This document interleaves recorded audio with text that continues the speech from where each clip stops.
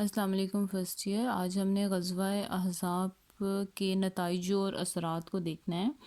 کہ اس کے کیا ریزلٹس اور آفٹر ایفیکٹس جو تھے وہ ہوئے۔ سب سے پہلے جو ہے وہ جارحانہ حملوں کا خاتمہ ہو گیا۔ غزوہ خندق جو تھا وہ آخری جارحانہ حملہ تھا جو کفر کے علمبرداروں کی طرف سے اسلامی حکومت پر کیا گیا تھا، اور اس حملہ میں اپنی پوری قوت استعمال کرنے کے باوجود کفر کا اسلام کو مٹانے کا مذموم ارادہ کامیاب نہیں ہو سکا تھا، اور ان کے حوصلے بالکل پست ہو گئے تھے، اور اس کے بعد انہوں نے مدینہ پر کبھی بھی حملہ کرنے کی جرات نہیں کی تھی۔ اور اس کے ساتھ ہی اسلام کی وسیع اشاعت ہے۔ اب تک بہت سے لوگ اس وجہ سے اسلام قبول کرنے سے رکے ہوئے تھے کہ وہ کفر کی مادی قوت سے مرعوب تھے، اور اس رعب کے ختم ہوتے ہی اسلام کی اشاعت کی رفتار بہت زیادہ تیز ہو گئی تھی، اور بنو قریظہ کے خلاف کارروائی اور غزوہ خندق میں مدینہ میں مقیم آخری جو یہودی قبیلہ رہ گیا تھا وہ بنو قریظہ تھا۔ اب اس کی بدنیتی بھی کھل کر سامنے آ گئی تھی، اور جنگ کے اختتام پر ان کے خلاف جو تھی وہ کارروائی کی گئی تھی اور مدینہ کو ان سے پاک کر دیا گیا تھا۔ اور اس کے بعد مسلمانوں کی تنظیمی برتری ہے۔ اس جنگ سے مسلمانوں کی تنظیمی برتری کھل کر سامنے آ گئی تھی، جس طرح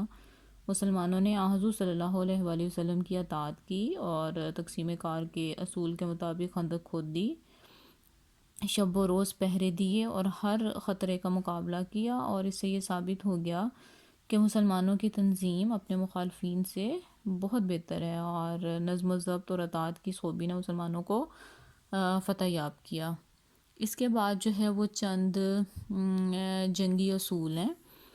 کہ اس جنگ نے قیامت کے لیے مسلمانوں کو چند جنگی اصول دیے، مثلا یہ کہ مسلمانوں کو جنگ کے لیے جدید ترین طریقے اختیار کرنے چاہیے، جیسے کہ حضور صلی اللہ علیہ وآلہ وسلم نے خندق کھودنے کا مشورہ قبول کیا، اور اس کے بعد جو ہے جیسے نعیم بن مسعود کے کفار کی صفوں میں پھوٹ ڈالنے سے واضح ہوتا ہے کہ اگر کوئی قوم برسر پیکار ہو تو اس کے خلاف چالیں بھی جائز ہو جاتی ہیں۔ اور اس کے علاوہ تیسری بات اس جنگ سے یہ بھی سامنے آتی ہے کہ ملی معاملات میں مشاورت عامہ بہت مفید اور ضروری ہے، اور حضور صلی اللہ علیہ وسلم نے جنگ کے ہر مرحلے پر مسلمانوں سے مشورہ کیا اور ان کے مشوروں کو قبول کیا تھا، اور یعنی کہ اسے یہ ثابت ہوتا ہے اس کے ریزلٹس میں